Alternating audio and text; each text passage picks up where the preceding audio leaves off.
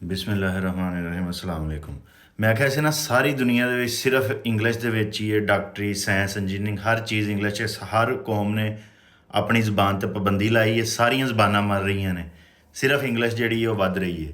आंदा भाईजान आप गलत कह रहे हैं, इंडोनेशिया और मलेशिया में लोग अपनी ज़बान में ही काम करते हैं। इंडोनेशिया साढ़े जिड्डा ही मुल्क है, उन्होंने 28 करोड़ आबादी है।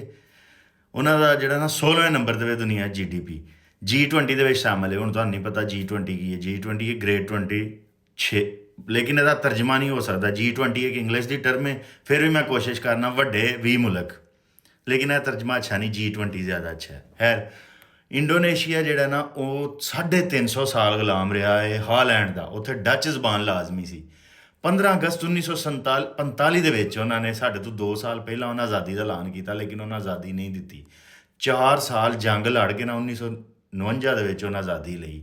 जंग लड़ के आज़ादी जो ली, पहला काम उन्होंने की किया, उन्होंने डच जबान पर पाबंदी ला के इंडोनेशियन जबान च पढ़ाना शुरू किया।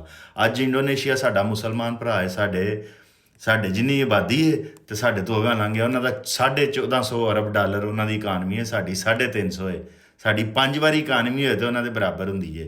लेकिन इंडोनेशिया चलो 350 साल गुलाम रहा। असी साढ़े पंजाब तो 1849 कब्जा होया ही, तो 1947 असी आज़ाद हो गए। यानी 98 साल असी सिर्फ गुलाम रहे हैं। लेकिन यह गल तुसी कदी नहीं भुलनी, इंग्लिश तरक्की वास्ते जरूरी है। पंजाबी जल्द से जल्द मरनी चाहिए है। इंग्लिश ਦੀਆਂ ਜਿਹੜੀਆਂ ਟਰਮਾਂ ਨੇ ਉਹ ਤਰਜਮੇ ਨਹੀਂ ਹੋ ਸਕਦੀਆਂ। ਬਾਕੀ ਦੁਨੀਆ ਦੇ ਵਿੱਚ ਸਲਾਹੀਅਤ ਹੈ, ਇੰਡੋਨੇਸ਼ੀਅਨ ਜ਼ੁਬਾਨ 'ਚ ਵੀ ਤਰਜਮੇ ਦੀ ਸਲਾਹੀਅਤ ਹੈ, ਲੇਕਿਨ ਸਿਰਫ ਪੰਜਾਬੀ 'ਚ ਨਹੀਂ ਹੈ। ਇਹ ਗੱਲ ਤੁਸੀਂ ਆਪਣੀਆਂ ਨਸਲਾਂ ਨੂੰ ਵੀ ਦੱਸਣੀ ਹੈ।